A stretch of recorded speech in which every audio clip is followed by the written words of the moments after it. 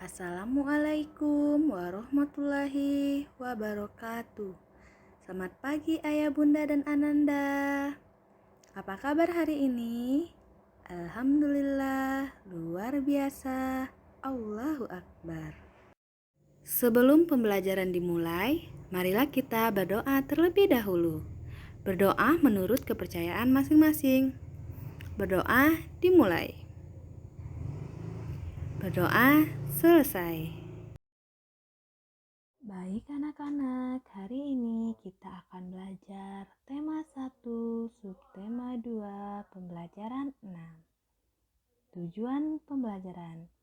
Setelah menyimak video ini, siswa dapat menyebutkan macam-macam gerak otot dengan percaya diri dan siswa dapat menceritakan kembali isi teks berdasarkan ide pokok. Selanjutnya, perhatikan percakapan Edo dan Benny berikut. Pernahkah kamu kesleo, Benny? Iya, saya pernah merasakan kesleo karena jatuh. Rasanya sangat sakit sekali. Kesleo merupakan gangguan atau cedera yang terjadi pada otot. Hal tersebut dapat terjadi karena adanya gerakan dadakan. Kekurangsiapan otot untuk melakukan suatu gerakan juga karena ada paksaan gerakan pada otot. Kesleo bisa terjadi kapan saja dan di mana saja serta dalam kegiatan apa saja. Misalnya, saat berolahraga. Salah satu jenis olahraga yang rentan terjadi kesleo atau cedera otot adalah sepak bola. Karena dalam sepak bola, kerja otot sangat diforsir. Tubuh harus bergerak dan berlari dalam waktu yang lama. Sendi-sendi pada tulang. Kita telah mengetahui bahwa tulang dan otot bekerja secara bersama-sama. Tulang sebagai alat gerak fasid dan otot sebagai alat gerak aktif. Tulang satu dengan tulang lainnya dihubungkan dengan sendi. Perhatikan macam-macam sendi pada rangka manusia berikut. Sendi putar. Contoh sendi putar, pertemuan tulang leher dan tulang tengkorak. Sendi ini dapat digerakkan memutar. Sendi peluru. Sendi peluru tepat pertemuan tulang berbentuk bola dan tulang berbentuk mangkuk. Sendi ini dapat bergerak ke semua arah, seperti antara tulang panggul dan tulang paha. Lalu, ada sendi engsel. Contohnya, pertemuan tulang lengan atas dan tulang pahasta. Sendi ini hanya dapat digerakkan ke satu arah saja. Selanjutnya, sendi pelana. Contohnya terdapat di antara tulang telapak tangan dan tulang ibu jari. Sendi ini dapat digerakkan kedua arah. Terakhir, ada sendi geser. Sendi geser terdapat di antara tulang-tulang pergelangan kaki. Gerakan sendi ini terbatas, yaitu hanya dapat menggeser. Selain sendi, otot juga memiliki macam-macam gerak. Berikut adalah macam-macam gerak otot pada manusia. Pertama, gerak menekuk atau meluruskan. Gerak menekuk atau meluruskan dilakukan pada bagian sendi engsel dan pelana.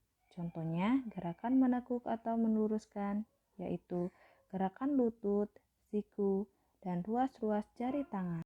Kedua, gerak menurunkan atau menekan ke bawah.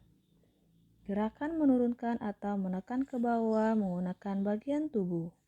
Contohnya, mengentakkan kaki, menekan benda menggunakan tangan, dan gerak mulut terbuka karena tulang rahang bawah bergerak ke arah bawah. Lalu, ada gerak menaikkan. Gerakan dilakukan dengan menaikkan bagian tubuh. Contohnya, gerakan pada saat mulut terbuka kemudian kembali tertutup. Hal ini karena terjadi gerakan naiknya tulang rahang bawah yang semula di bawah kembali ke arah atas. Contoh lainnya adalah gerakan jalan di tempat dan berlari. Keempat, ada gerak memutar.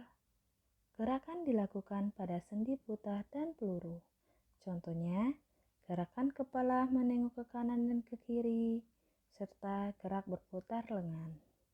Terakhir, Gerak menjauhkan dan mendekatkan tubuh.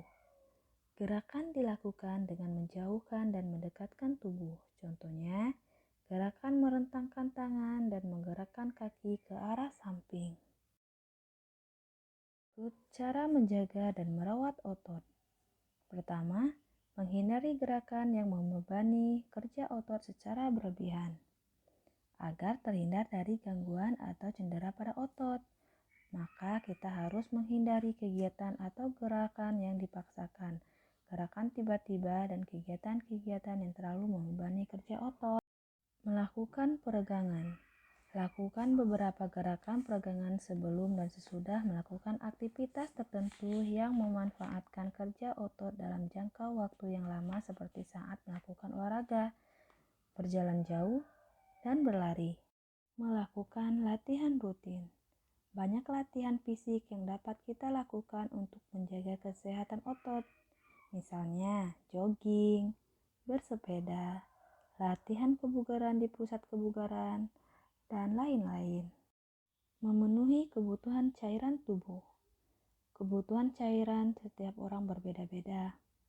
Setidaknya mengonsumsi 6 gelas air sehari. Cairan dapat membantu otot melemah setelah berkontraksi serta dapat melembabkan sel-sel otot, sehingga tidak mudah mengalami ketegangan. Mengonsumsi makanan yang bergizi dan bermanfaat bagi otot. Banyak jenis makanan yang mengandung gizi yang baik bagi otot. Contohnya, putih telur, susu, ikan tuna, sayur brokoli, dada ayam, daging sapi, minyak ikan, keju, kacang almond, dan kacang Arab. Terakhir, meringankan nyeri otot. Gunakan krim khusus otot untuk menimbulkan rasa hangat sehingga otot yang kram menjadi lebih rileks. Selanjutnya, menceritakan kembali isi teks berdasarkan ide pokok. Ide pokok teks dapat menjadi gagasan dasar dalam membuat sebuah paragraf atau teks. Kamu dapat menulis sebuah teks dengan mengembangkan ide-ide pokok teks. Selain itu, kamu juga dapat menceritakan kembali teks yang kamu baca atau dengar dengan mengembangkan ide pokok yang telah ditentukan. Berikut, langkah-langkah menceritakan kembali isi teks berdasarkan ide pokok. Pertama, catatlah informasi-informasi penting yang disampaikan dalam teks. Kedua, buat ide pokok dari teks yang dibaca atau didengar. Lalu, buatlah kalimat utama yang berisi ide pokok tersebut. Buatlah beberapa kalimat yang berisi informasi-informasi penting dari teks. Kalimat-kalimat ini selanjutnya yang akan menjadi kalimat pengembang dari kalimat utama yang telah dibuat. Perhatikan ejaan dan memilih kata saat membuat kalimat. Terakhir, susunlah kalimat utama dan kalimat pengembang hingga menjadi teks baru yang urut. Alhamdulillah, pembelajaran hari ini sudah selesai. Anak-anak di rumah, tetap semangat ya belajarnya. Semoga kita semua selalu diberi kesehatan. Sampai ketemu di video berikutnya. Wassalamualaikum warahmatullahi wabarakatuh.